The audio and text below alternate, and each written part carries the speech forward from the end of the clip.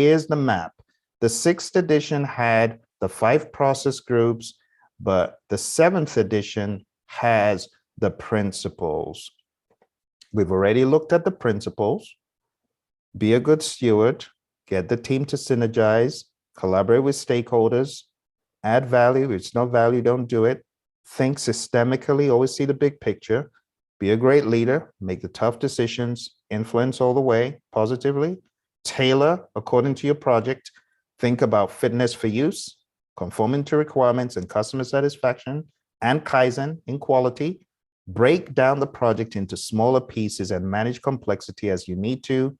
Manage risk by optimizing the outcomes, optimize the risk response, be adaptable and resilient. I call it having bounce back ability, and be able to respond to change, help people in their transitioning to the future state of the firm. Those are the principles which have replaced the standard for project management. Now, when it comes to a guide to the project management body of knowledge in the 6th, all of those knowledge areas, which by the way, haven't gone, they're just not emphasized in the 7th. What has been emphasized is everything that we just went over. And those are the 8 domains. Now, someone says, but the 8 domains, it sounds like some of them are knowledge area. And I say, similar to what Daryl did, remember, these are about performance. I also like the word synergy. It's about how can we synergize in order to get optimum performance. A lot of what we had in the 6th edition is now in PMI Standards Plus, so it has not gone away. So someone says, okay, Phil, what is the big picture of all of this? If I wanted to compartmentalize my thoughts so that I can see everything in one map, this is how I see it. I call it the process group pentagon. You got 5 process groups. Those 5 process groups, we have all of these pieces: integration, scope, schedule, cost, quality, resources, communication, risk, procurement, and stakeholder. That's the house that PMI built in the 6th edition. This is standing the test of time. It's not going away. Now, on top of this, we're going to bolster it with the 12 principles at the base. So you got to see it like this. You've got the 12 principles. You got the 10 knowledge areas. You got the 5 process groups. But if we wanted to add another layer of understanding on top of this, you could etch in each domain. So the stakeholder domain, the team domain, the planning domain, you could actually impose these on top to give an even clearer picture. And if you look at some of my videos on YouTube, you'll find where I have taken the domains and I have superimposed domains on top of these for clarity. So that's kind of how I see the world now of project management, with the 12 principles at the base. The performance domains, we could overlay them. You know, for example, the stakeholder domain, if you're going to talk about stakeholder domain, it's here, right? Stakeholder domain, it's there. You're going to talk about the team domain.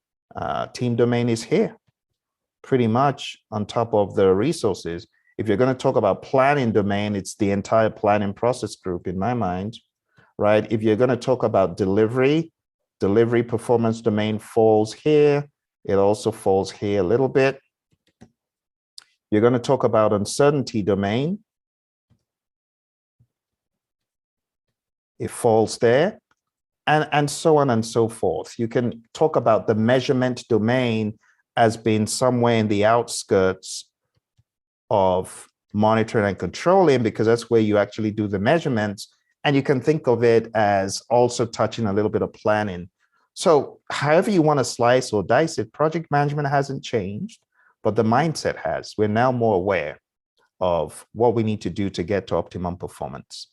All right, my friends, any closing remarks from you, Ed, to close out on these thoughts?